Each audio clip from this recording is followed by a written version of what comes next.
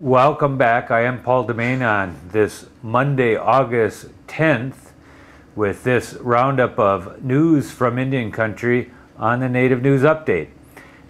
These stories and others can be found at our website, IndianCountryNews.com and IndianCountryTV.com.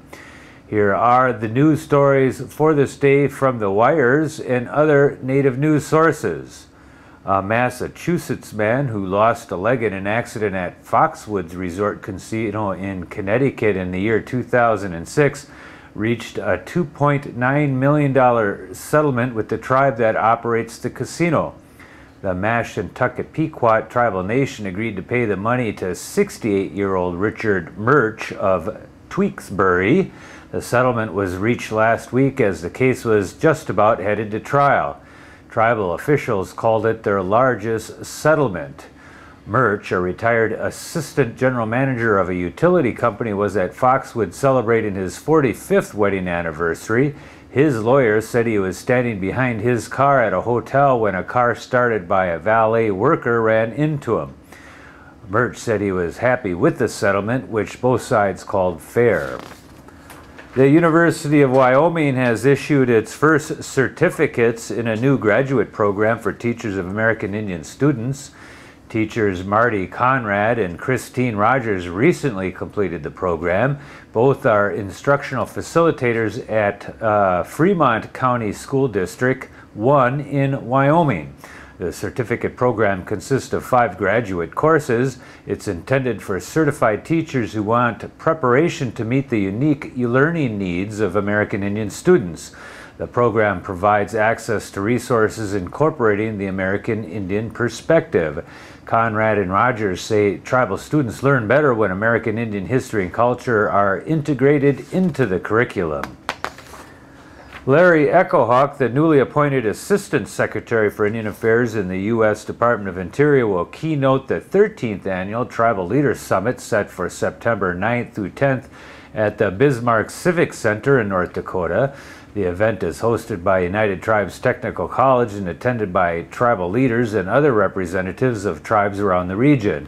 Echohawk is an enrolled member of the Pawnee Nation of Oklahoma. He was sworn in on May 22nd as the 11th Assistant Secretary of Indian Affairs since the position was established by Congress in the 1970s.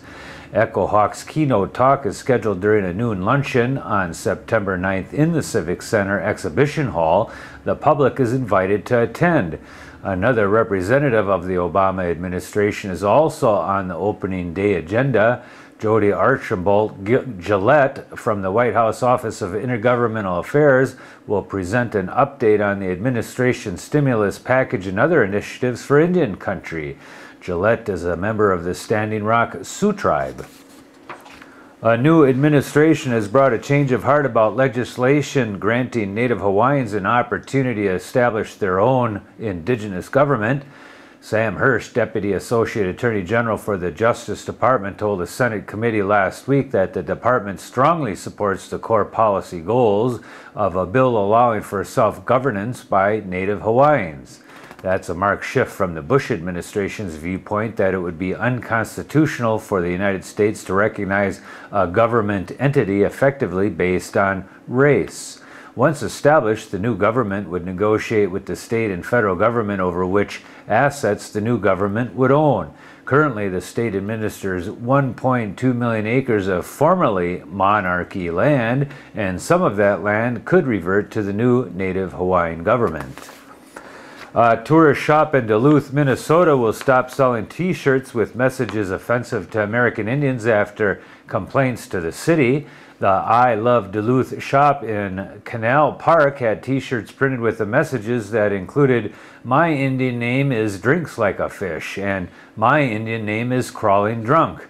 Duluth Human Rights Office Bob Greitdahl visited the store after receiving numerous complaints about the shirts.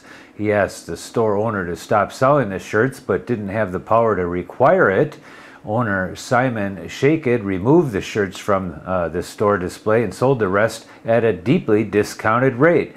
He says he won't carry the shirts any longer, and he says he meant no offense. It may have been that the deeply discounted t-shirts ended up in a store near the Lakudere Ojibwe Reservation because a store there in Hayward now seems to be carrying them.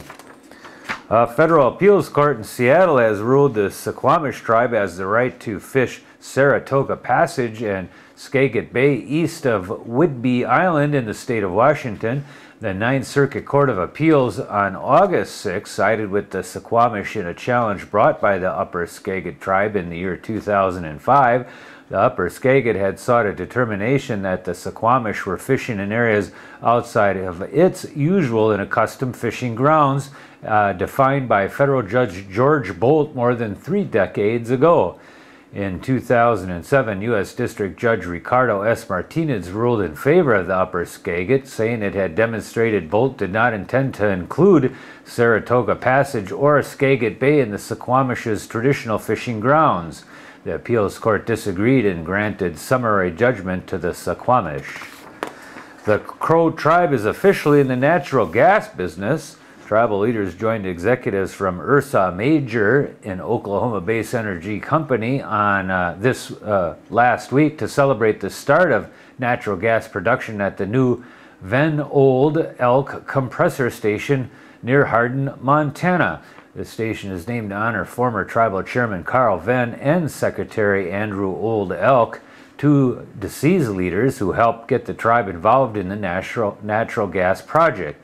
Production from 7 wells drilled by Ursa Major officially began July 31st. Tribal leaders say getting the project up and running is a milestone for the tribe and the first step in working with companies to develop the reservation's rich supply of energy resources. And that is the latest edition of the Native News Update. We want to thank our underwriters for helping with this broadcast and you for joining with us again. We're hoping you're having a great day.